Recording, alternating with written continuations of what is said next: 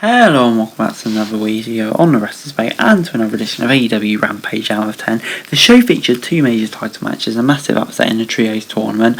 So yeah, a big episode of Rampage this week. Lots going on, like I say. So yeah, let's get straight into the action. We started things off with Dark Order versus House of Black. Brody and Preston started the match for their teams. Vance landed badly on his knee and tagged in Silver. Buddy was then tagged in by Ken. Silver then hit a back elbow and went for the Hurricane Arena, but was caught by Matthews. Malachi and Alex Reynolds were legal men at this point, and all members of the two factions started a brawl. After a distraction from King Black, hit a back shot in the area on Reynolds for a 2 count. House of Black were in control until Vance got the tag. He came with a flurry of offense, but Matthews hit into Gary to stop him. Towards the end, Black ripped Vance's knee brace and applied an ankle lock.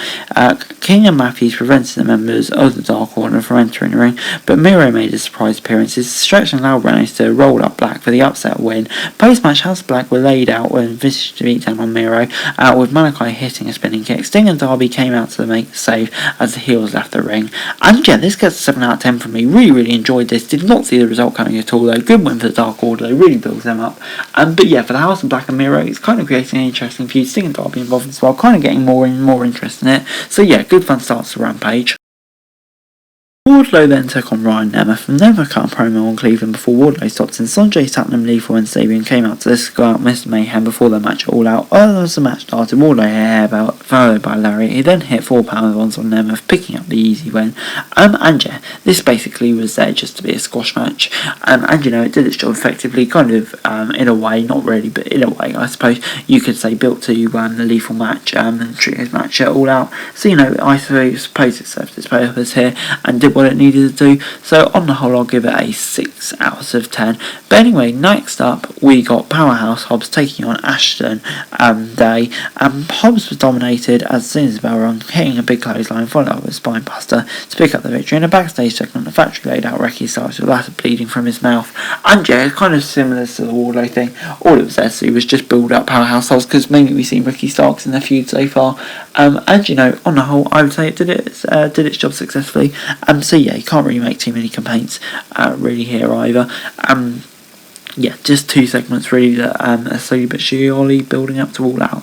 But moving on, then we'll next up with Sami Guevara and Tay Melo versus Ortiz and Ruby Soho. Tay and Ruby started off the match for their teams. Melo targeted Soho's injured arm in the early stages of the bout. Ortiz and Sami were then tagged in, and the former took the last down with lariat. Soho and Melo were legal competitors at this point, and the former WWE superstar hit a big boot on Melo. Guevara then came in to help his wife, but Ortiz took him out. Soho then hit a new feature for a 2 count.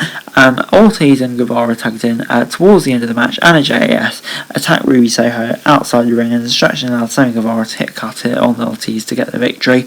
And I think we knew it would be through nefarious tactics, but you know, it did its job, continued to feud between 2 star brands, and I didn't hate it, to be honest, so I'll give it 7 out of 10.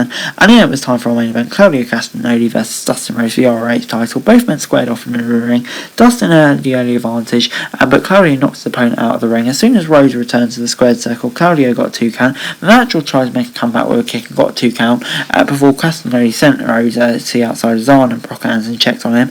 After a back and forth, the 2 men, Dustin hit Cobra for a 2 count. Castagnoli then hit the Giant Swing, but only managed to get 2. Towards the end of the match, Rhodes hit an accidental low blow on Castagnoli, but the ref allowed the match to continue. The Swiss Superman then hit an uppercut to pick up the victory. And yeah, this gets a 7 out of 10 from me. Good stuff. Really good match. Dustin Rhodes can still go. Look at him. He's bloody great. And yeah, great match. Claudio obviously retaining his title. And yeah, on the whole, I liked it. And overall this week, Rampage gets a 7 out of 10 from me. Yeah, I thought it was a solid episode of Rampage this week. Lots of decent matches going on there. Did solid enough progressing of the story. So yeah, on the whole, there wasn't a lot to dislike about his Rampage. Really, on the whole, you could say it was nothing special, but in the end, it did its job well. But anyway, guys, that's the video. Thanks very much for watching. So like, share, subscribe. Notice what's going on. If you want to for daily wrestling news, cross the channel, that'd be greatly appreciated. Thanks very much for watching. Peace out.